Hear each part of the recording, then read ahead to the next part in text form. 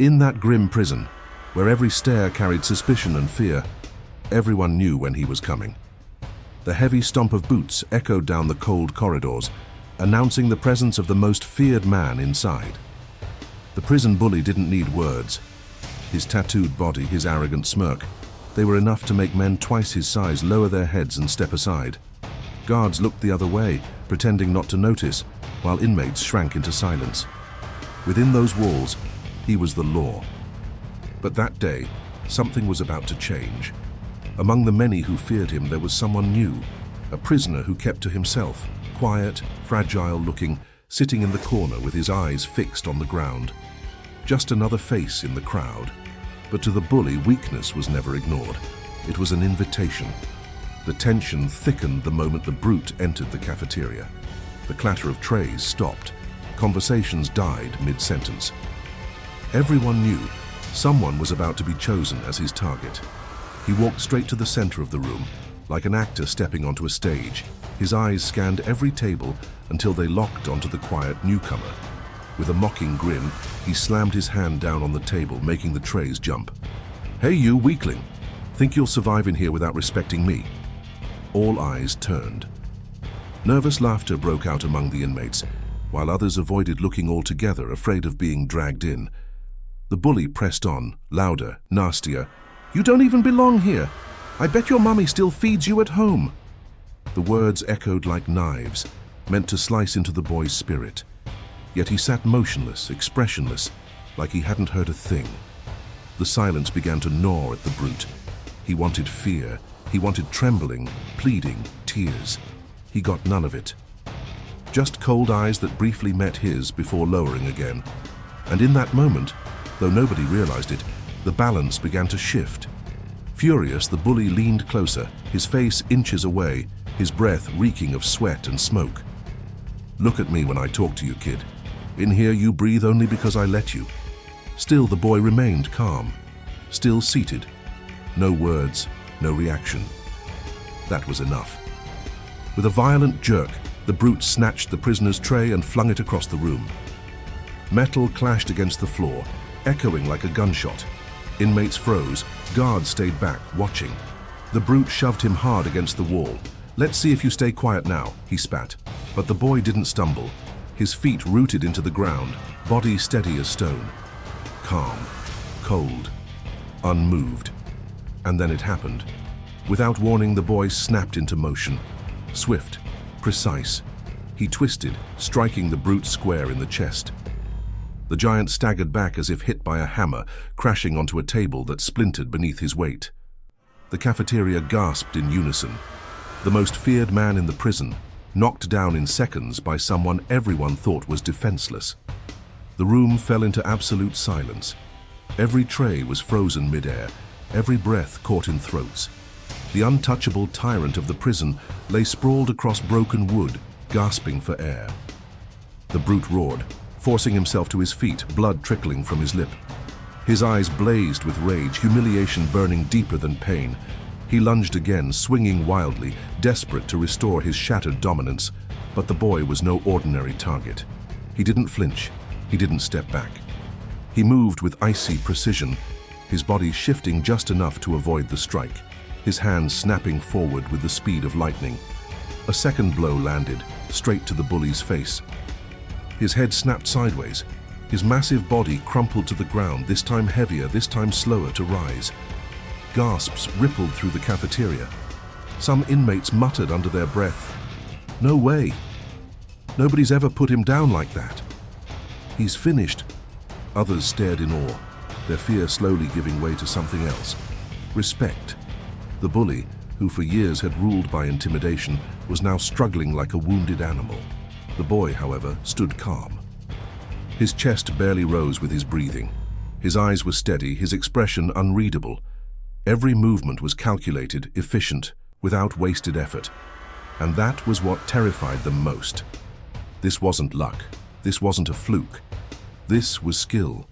The kind of skill that only comes from a lifetime of battles, from a man who knows exactly where to strike, exactly how to break his enemy. The brute groaned on the floor, trying to lift himself, but his power had already vanished. The fear he once commanded now shifted, turning against him. For the first time inside those walls, the predator had become the prey. The cafeteria was dead silent.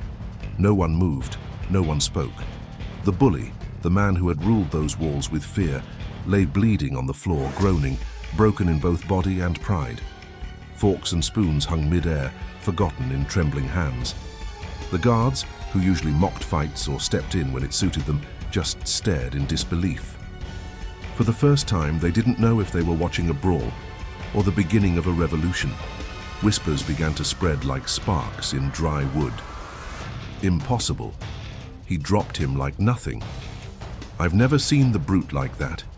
Some inmates smirked, quietly celebrating the downfall of the tyrant who had tormented them for years. Others trembled, realizing that if this quiet boy could destroy the most feared man in prison so easily, then what chance did they have against him? The boy stood motionless, calm, as if nothing had happened. He didn't gloat, didn't posture. His breathing was steady, his eyes sweeping across the room with a cold detachment that made even the guards uneasy. One officer muttered under his breath, almost to himself, "That kid just did what no one ever dared." The guards exchanged looks. They had underestimated him. He wasn't just another prisoner. He was something different, something dangerous, and the balance of power within those walls had shifted forever. From that day, a new name spread through the prison, whispered in both fear and respect. The boy who had walked in like a shadow had now become the most dangerous presence behind bars. The throne of fear had been taken. The whispers didn't stop. They grew louder, carried through corridors and cells long after the fight had ended. By nightfall, everyone in the prison already knew the brute had fallen, and a quiet stranger had taken his place as the most feared man behind bars. Some of the older inmates leaned in, their voices low, sharing fragments of rumors. "I know that look. He's no rookie." They say he was a fighter on the outside, professional. Others claim he worked security in underground arenas. Each rumor added to the mystery, painting the newcomer as something far greater than he seemed. He was no ordinary convict. He was trained, disciplined, dangerous. One of the oldest prisoners tapped his finger on the table, his voice firm but hushed. "That's not the kind of man you want to provoke." Meanwhile, the bully lay in the infirmary, bandaged and humiliated. His once arrogant eyes now burned with shame. The respect he had built through intimidation was gone, crumbling like the table he'd been thrown onto. Passing inmates muttered as they glanced at him, "He's nothing now. All muscle, no brain." The sting of those words cut deeper than any punch. He had lost more than a fight. He had lost his crown. His reign, built on fear, had ended in seconds. And the worst part, he had become irrelevant. The same men who once bowed to him now walked by without a second thought.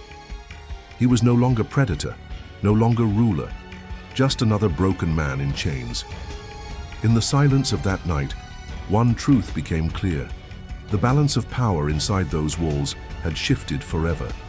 The throne of fear now belonged to someone new, the silent prisoner who had never needed words to prove his strength. That night, the prison was not the same. The echo of what had happened in the cafeteria lingered in every corridor, in every whispered conversation.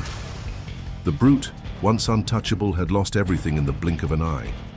And the quiet boy, the one who seemed fragile and invisible, had revealed a strength capable of rewriting the order of an entire system.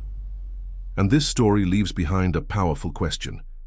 How many times in life do we look at someone and believe we already know who they are, without realizing the storm hidden behind their silence? Sometimes, the ones who seem the weakest carry the greatest strength. The bully's arrogance became his downfall, while the boy's calm silence became his greatest weapon. It was proof that true power does not need to scream, does not need to boast. It hides in discipline, in control, and in the ability to act only when the moment is right. So before we end, let me ask you, have you ever underestimated someone or been underestimated yourself? Share your story in the comments below. Your experience might inspire someone else who is going through the same struggle right now. And of course, if this story kept you on the edge of your seat, Don't forget to like this video, share it with your friends, and subscribe to the channel. That's how you make sure you never miss the next twist, the next story filled with emotion, action, and life-changing lessons. Because in the end, just like inside that prison, life itself can turn upside down in a single instant.